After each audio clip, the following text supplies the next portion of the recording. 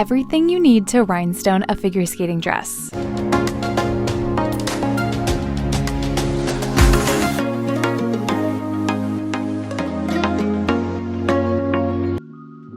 Hello and welcome back to my channel. In today's video, I thought I would go over everything you need to rhinestone a figure skating dress because we are coming up on the holiday ice show season. Everything I use and talk about in today's video will be listed in the description box below, so if you have any questions, you can go ahead and check there to see where you can find these items.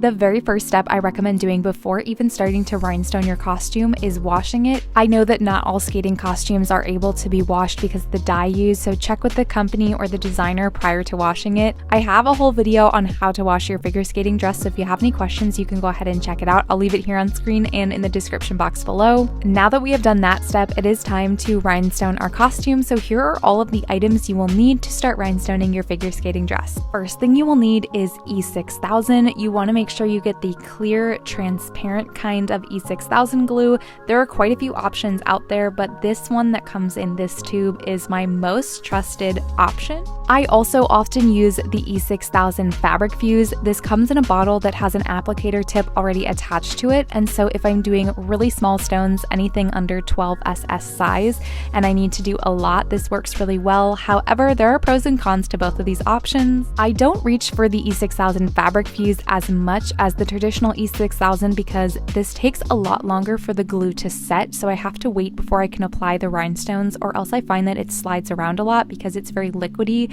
compared to the original formula, and this is very tacky and it becomes rubbery within a few seconds of applying, which makes it great if you need to work quickly, especially if you need to rotate the dress all within a 24 to 48 hour period. This is a really great option.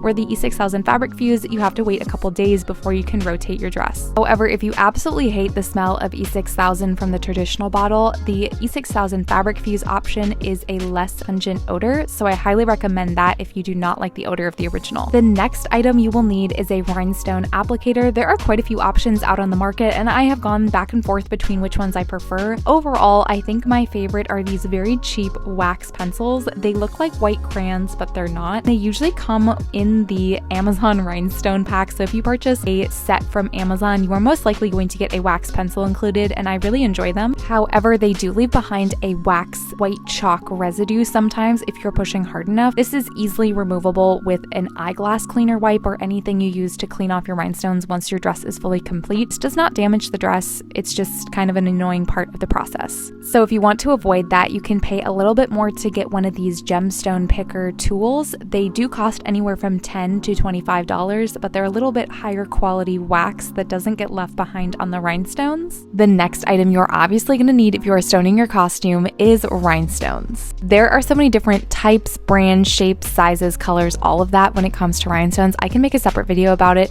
but in today's video, I'm just going to show you the brand that I trust and love that I get from Amazon, and I will leave that linked in the description box below. These stones are all glass crystal, meaning they're not real rhinestones, so they're not going to be as sparkly as the Austrian crystal, which would be your Swarovski, Preciosa, Austrian Luxe, all of those higher quality brands, but these still have a good amount of sparkle, and you can get a lot of rhinestones for a decently priced amount. Now, if you are a skater that is willing to spend the money and you want your costume to sparkle like it does at the Olympics or on TV, then you are going to want to purchase any brand that is an Austrian crystal. So that is going to be Swarovski, Preciosa, Austrian Luxe, and there are a few other brands out there you can find that are considered Austrian crystals, but those are going to give the sparkle that you see on TV for the Olympics. There is definitely a huge price difference with this, so if you want to fully cover your dress for less than $30, I would go with the Amazon rhinestones, but if you are willing to have the full bling, the full sparkle, then for a couple $100, you can get the really nice crystals to fully cover your dress. Now that you have your glue,